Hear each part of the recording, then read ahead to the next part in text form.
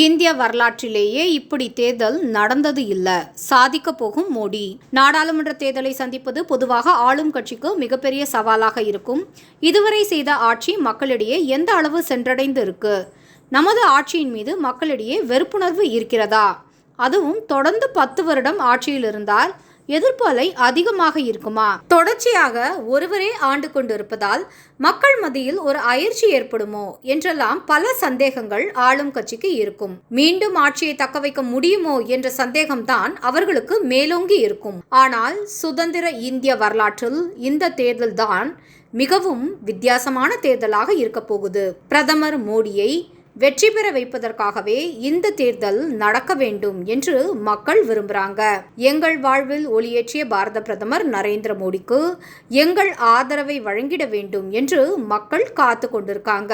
பாரத பிரதமர் நரேந்திர மோடிக்கு ஆதரவாக என்னுடைய தொகுதியிலிருந்து MP தேர்ந்தெடுக்கப்பட வேண்டும் என்ற ஆசை மக்களிடம் நிறைய இருக்கு. என்னுடைய முதல் ஓட்டு நரேந்திர மோடிக்காக இருக்க வேண்டும் என்ற துடிப்பு முதல் முறை வாக்காளர்களுக்கு மத்தியில் அதிகமாக இருக்கு. ஆக ஏற்கனவே நரேந்திர மோடி தான் பிரதமராக வருவார் என்று மக்கள் மத்தியிலேயே முடிவு செய்யப்பட்டு மிகுந்த எதிர்பார்ப்போடு நடக்கப் போகும் முதல் தேர்தல் இது. என்ன ஒரே ஒரு குறை, எவ்வளவு தொகுதி பாஜக வெல்ல போகிறது என்பது மட்டும்தான் இன்னும் கன்ஃபார்மாக தெரியல. பாஜக கான்பிடென்ட்டாக இருப்பதை விட எதிர்க்கட்சியின் தலைவர் மல்லிகார்ஜுன கார்கே அவர்களே கூறிவிட்டார், எப்படியும் பாஜக 400க்கு மேல் வெற்றி பெற்றுவிடும் என்று. அதனால் அந்த குழப்பமும் பெருவாரியாக தீர்ந்துவிட்டது. நாடாளுமன்ற தேர்தல் தமிழகத்திலும் அரசியல் மாற்றத்திற்கான விதையாகத்தான் இருக்க போகுது. 50 ஆண்டுகளுக்கும் மேலாக கோலோச்சு கொண்டிருந்த திராவிட கட்சிகளை ஒரு சேர ஒரு கட்சி திணறடிக்க போவதை மக்கள் பார்க்க போறாங்க. அதற்காக ஆவலாகவும் இருக்காங்க. திமுக மற்றும் அதிமுகவுக்கு மாற்றாக ஒரு கட்சி வராதா என்ற மக்களின் நீண்டகால ஏக்கம் இந்த தேர்தலின் மூலம் தணிய போகுது.